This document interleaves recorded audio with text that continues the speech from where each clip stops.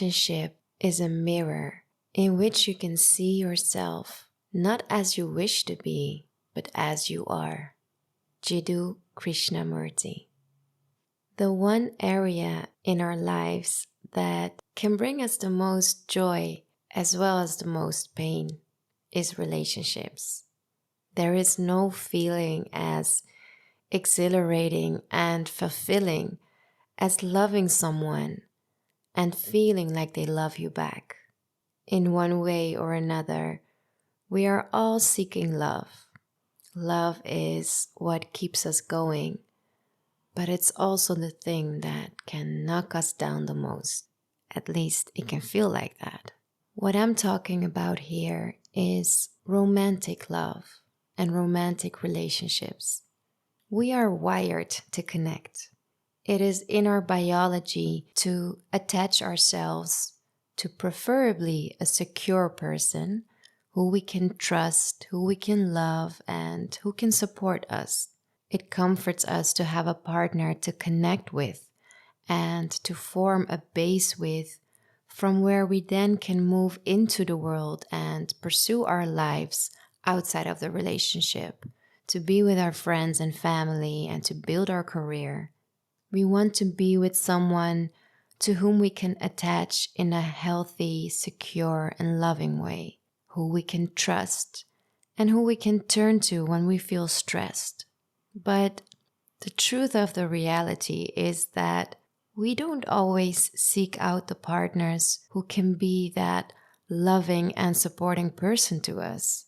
In fact, many people struggle to find that type of relationship that feels healthy, nurturing, and loving to them. While we might think that we're looking for someone who can be good for us, in reality, we find ourselves pursuing the ones that are actually shutting us out or who seem unable or unavailable to form a secure and loving relationship with. And it might seem like we're running after the wrong people, but what if we take a look at ourselves? What if we were the ones who actually weren't ready or available for a secure and loving relationship? Either because we're too afraid to be truly seen for who we are, or we're too afraid to be rejected for who we are. If we are experiencing difficulty in love, it's not for no reason. Somewhere we have got wounded in love, and we have become so dissociated with ourselves, not feeling like we're enough and lovable as we are right now in this present moment, that instead we have created these fantasies and imaginations that feel so much better than the present moment. In these fantasies, we romanticize love. We think of how love should feel and look like, and anything that doesn't feel as exhilarating and that doesn't make us feel as high as the love that we have imagined, we consider it not to be love, and we push it away, waiting for the right love to come along. Not realizing, though, that we've actually never really learned what the right love is. I know that for myself, I have not known what love in romantic relationships truly is about. For all my life, I had mistaken attraction for love, bonding over pain for connection, and being in love for living in an imagination that I had made of the other person. Thinking that love should feel passionate, exciting, but also terrifying. Not knowing that love can actually feel very comforting, warm, and soothing. I had mistaken attraction for love, and I felt attracted to the types of partners that would make me feel very excited on the one hand, but also very anxious and restless on the other hand. Partners who would give me just enough to reassure me to keep me interested and keep me hoping for more, only to then pull away and do the opposite of what they had assured me with. Living in this dynamic of pushing and pulling, highs and lows, dramas and makeups, I thought that this was what passionate love was all about. But little did I know that all this was old wounds and traumas playing up and taking over the stage. Now here's the thing with attraction. For the average person who has experienced a healthy childhood and a healthy upbringing, they can be attracted to someone who's good for them and with whom they can have a loving relationship. But for those who have experienced some sort of trauma in their upbringing because of an absent father or mother in their lives, or because of emotional or physical neglect, this trauma that they have experienced and the amount of love that they had been missing in their childhood feels like a void inside. And now that they have reached an age of dating, they are actually looking for that special someone who's going to fill that void. So being super attracted to someone before actually knowing them can be tricky. Because while we might think that we're experiencing early signs of love and that this feeling is meant to be, it can actually be old wounds and attachment styles being activated. Getting to know someone takes time, and falling in love before we've actually taken the time to get to know the person can backfire at us in the long term. I know that for me, it took a couple of failed relationships, heartbreaks, and unhealthy dynamics to understand this, to take time for myself and to truly look at the patterns that had been playing out in all my relationships, to have a clear look at myself and the ways in which I was creating these unhealthy dynamics over and over again in my life without being aware of it. These unhealthy relationships that I was in were very damaging to my health, to my mental health, but also my physical health. And this is why I find it so important to talk about this, because being in the wrong relationship can take everything from you. Your health, your sense of self-worth, or your sense of identity. It can literally poison your energy and make you feel like you've completely lost yourself. Anyone might recognize the feeling of having lost themselves, even if it's temporarily, whether it's inside or outside a relationship. But the degree to which unhealthy relationships can be damaging varies greatly.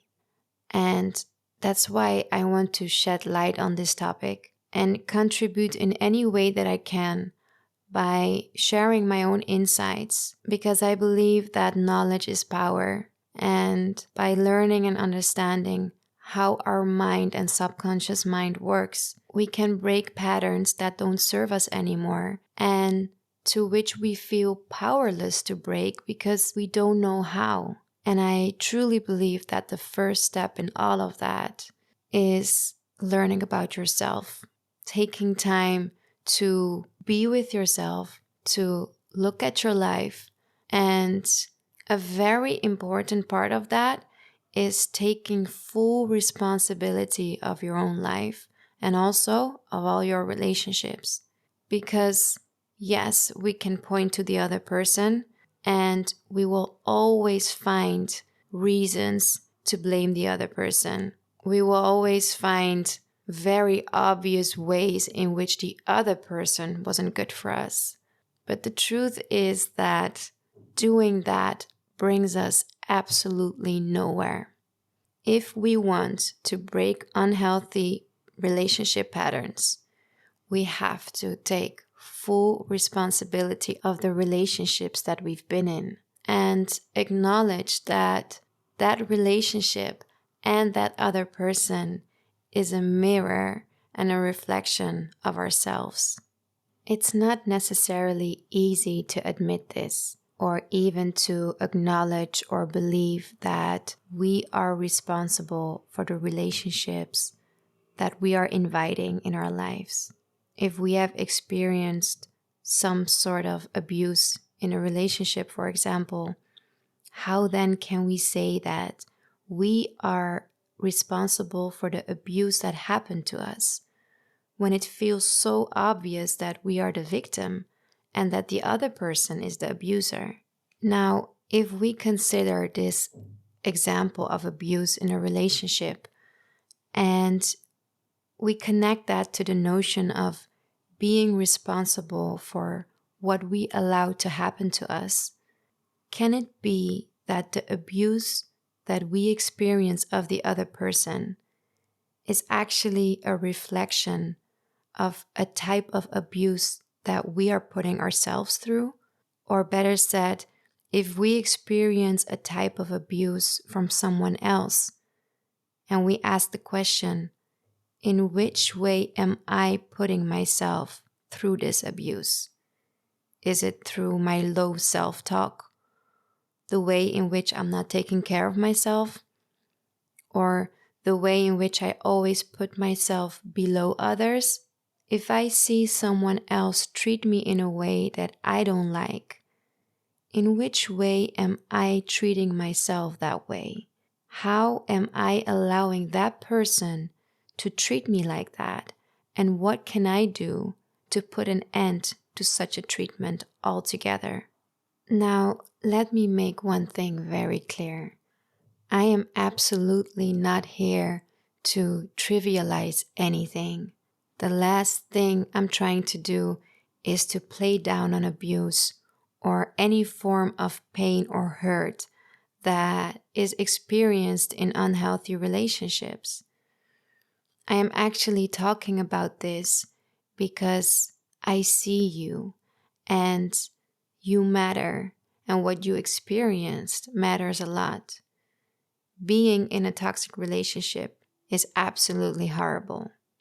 And that is why I wish for anyone and everyone who has ever experienced any kind of toxicity in relationships to break free from them and to empower themselves to a place in which they remember what they deserve, so that they can invite a person and a relationship in their lives that reflects the love that they are actually deserving of. Now, taking this back to myself, I was always someone who would be functional in all areas of my life, achieving the goals I had set for myself, doing what I loved in life, and not letting anyone or anything stop me, until it came to relationships.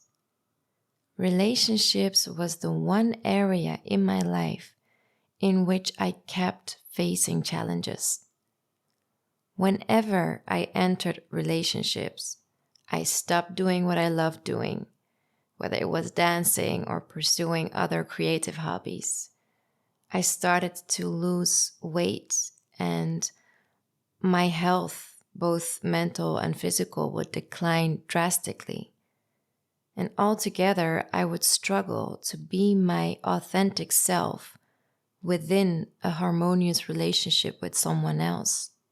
I somehow had created this pattern of abandoning myself in order to be in an intimate relationship with someone else. And it took me years to look at what was playing out in this area of my life and what was keeping me away from choosing relationships and partners that would be healthy and loving to me.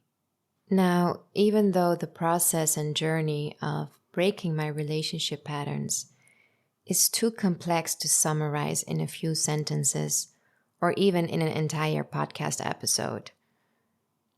What I can say is that for me, this journey so far has taught me the following.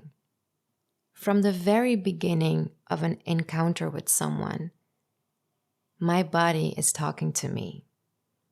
It's telling me right from the start whether it feels right or not.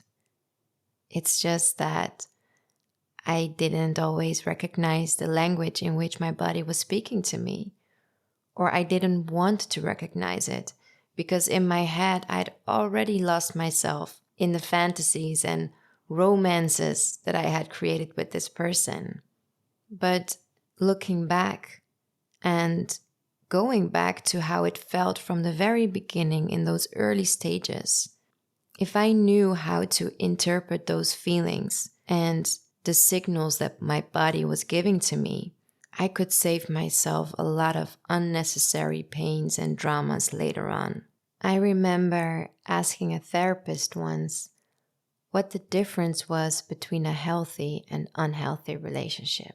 And she basically answered me with one sentence. An unhealthy relationship has very high highs and low lows. And the waves of a healthy relationship are much smaller, still consisting of the highs and the lows, but it's much more stable and less fluctuating. And going back to my own early experiences in relationships that would later turn out to be an unhealthy dynamic, I was in a very high place in the beginning, too excited, too passionate, and too blind to the reality. I was too quick to turn my experience into something magical instead of calmly and patiently taking the time to get to know the person.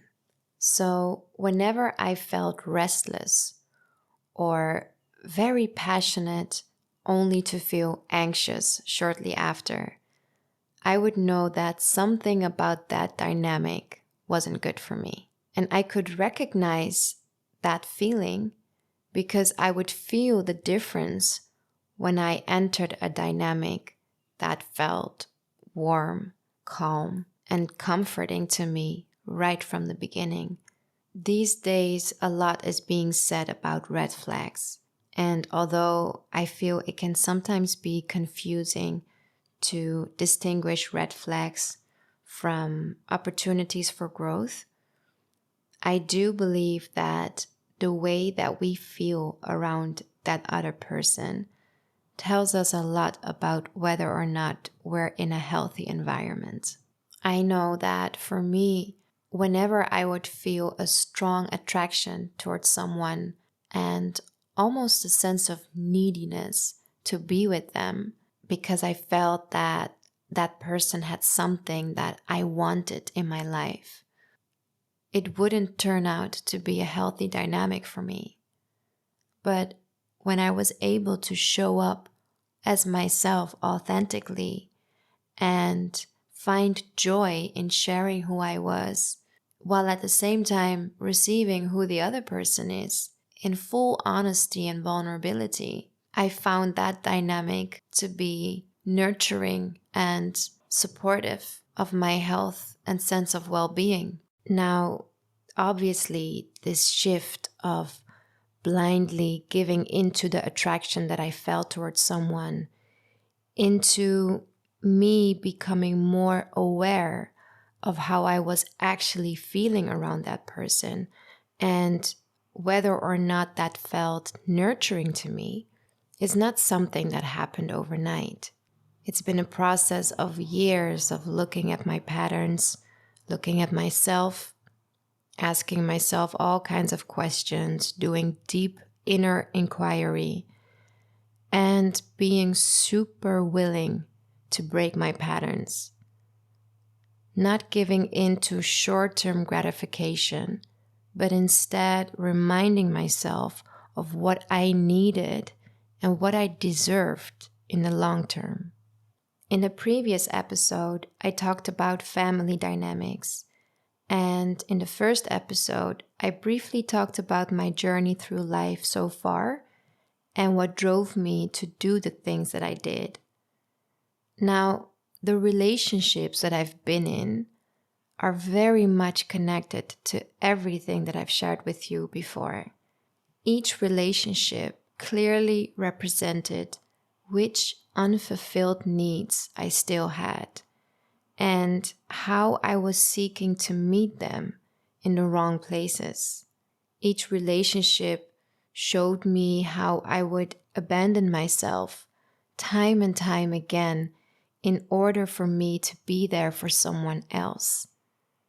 Something that I had taught myself at a very young age within my own family. How I thought that I was responsible for everything and everyone around me, thus inviting the types of people who would take no responsibility for themselves since I had already taken up that space. What I'm saying with this is that everything is connected. Every chapter and area of your life is showing you a part of yourself. And every person in your life is mirroring you who you are in this moment. And the clearest mirror of all being intimate relationships. From the person that you're attracted to who you choose to give yourself to, and the types of dynamics you're experiencing with them. It all goes back to you.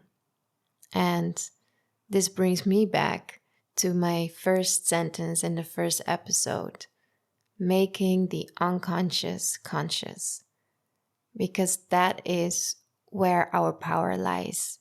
And relationships can be very powerful in us finding our way to ourselves and becoming aware of parts of ourselves that we wouldn't otherwise be aware of.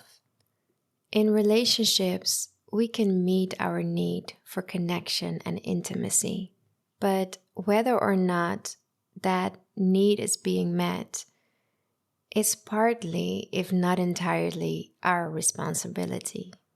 We are responsible for the types of partners that we choose to enter a relationship with. If we find ourselves in a relationship that doesn't feel nurturing or in which we don't feel like we can be our authentic self, or we don't feel like we can truly connect to them in a safe and comforting space, it's our responsibility to ask ourselves in which way we are blocking true intimacy and connection in our lives, in which way we are abandoning ourselves to be with that other person. I have experienced intense and unhealthy relationships myself that were very damaging to my mental and physical health. But it wasn't until I learned how to mirror what I was experiencing within those relationships back to myself that I could gain the necessary insights to make the change that I needed to make and to be able to let go of what no longer was serving me. I had to learn how to show up for myself in ways that I needed myself before I could share that space with someone else. It was only after I took enough time to reflect on everything that I had experienced and also take the time to really process my thoughts and feelings and needs that one day I felt that I could trust myself enough again to start dating. And when I started dating, I did it very consciously. I wanted to experience myself in interaction with different men and to see how that interaction and dynamic with that person would affect me in the moment, how I was feeling, how my body would react, and how I would treat myself within that interaction with the other person. And to me, that process has been very interesting because I could finally rely on myself again while being with someone else. There is a lot that can be said about relationships. I could go more in depth in attachment styles, codependency, fear of abandonment, and fear of attachment. But for now, this is where I'm leaving you, hoping that having shared parts of my story, experiences, and insights on this topic with you could be of any help to what you're going through or have been through. Once again, I want to thank you for listening, and I see you in the next one.